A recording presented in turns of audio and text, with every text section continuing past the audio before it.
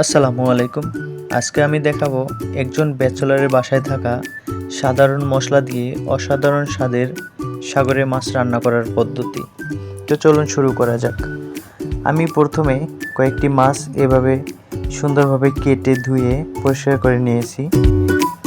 তো এখন আমি এর ভিতরে দিয়ে দিলাম কিছুটা লবণ এবং কিছুটা হলুদের গুঁড়ো, এবং এগুলোকে মাছের সাথে সুন্দরভাবে মাখিয়ে নেব তেলে ভাজার জন্য।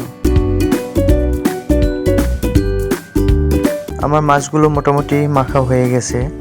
এখন এগুলো তেলে দেওয়ার জন্য প্রস্তুত। একটি কড়াইয়ের ভিতরে কিছুটা তেল গরম করে নিয়েছিলাম এবং তার ভিতরে মাছগুলোকে এভাবে সুন্দরভাবে সাজিয়ে দিয়েছি ভালোভাবে ভাজার জন্য। এই মাছগুলোকে আমি অতিরিক্ত ভাজবো না এবং বেশি একটা কাঁচাও রাখবো না।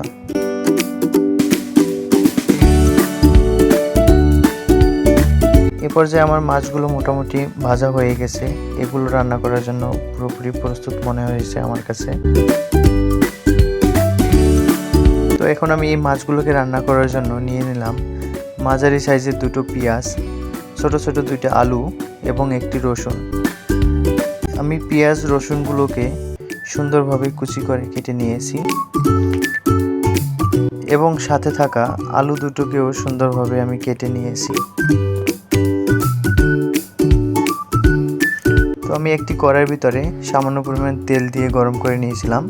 তার ভিতরে পেঁয়াজ রসুনগুলোকে এভাবে দিয়ে দিলাম এবং এই পেঁয়াজ রসুনগুলোকে আমি এভাবে নাড়তে থাকবো যতক্ষণ না পেঁয়াজ রসুনের একটি লাল লাল ভাব চলে আসে। তো আমার মোটামুটি পেঁয়াজগুলো ভাজা হয়ে গেছে, মোটামুটি লালচে একটি কালার চলে আসছে, দেখতে পাচ্ছেন। তো আমি এর ভিতরে দিয়ে দেব এখন কিছুটা পরিমাণ পানি দেওয়ার কারণ হলো আমি এর ভিতরে এখন যে হলুদ এবং মরিচের গুঁড়ো দেব এগুলো যাতে পুড়ে না যায়। তো আমি দিয়ে দিলাম কিছুটা হলুদের গুঁড়ো, কিছুটা মরিচের গুঁড়ো এবং কিছুটা লবণ। তবে লবণটা অবশ্যই আপনি আপনার স্বাদ মতো দিবেন, আমিও আমার স্বাদ মতোই দিয়েছি। এগুলোকে আমি সুন্দরভাবে কষিয়ে নেব যতক্ষণ না পর্যন্ত এর উপরে দেখতে পাচ্ছেন এরকম একটি লালচে ভাব চলে না আসে এবং তেলগুলো উপরে ভেসে উঠবে। মোটামুটি কষানো হয়ে গেছে এখন। তো আমি এর ভিতর দিয়ে দেব আমার কেটে রাখা আলুগুলোকে এবং সাথে আলুগুলোকেও আমি এভাবে একসাথে মাখিয়ে দেব এবং কিছু সময় ধরে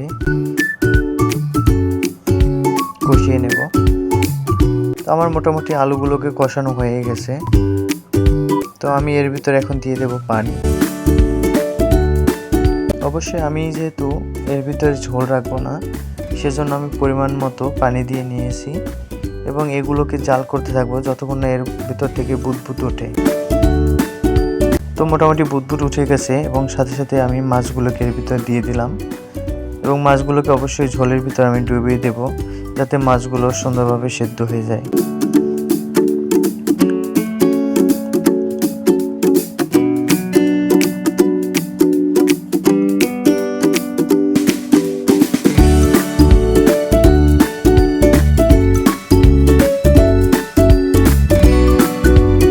তো এখন মোটামুটি আমার রান্না প্রায় হয়ে গেছে, ঝোলগুলো টেনে গেছে এবং আমি যতটুকু ঝোল রাখবো সে পরিমাণ চলে এসেছে।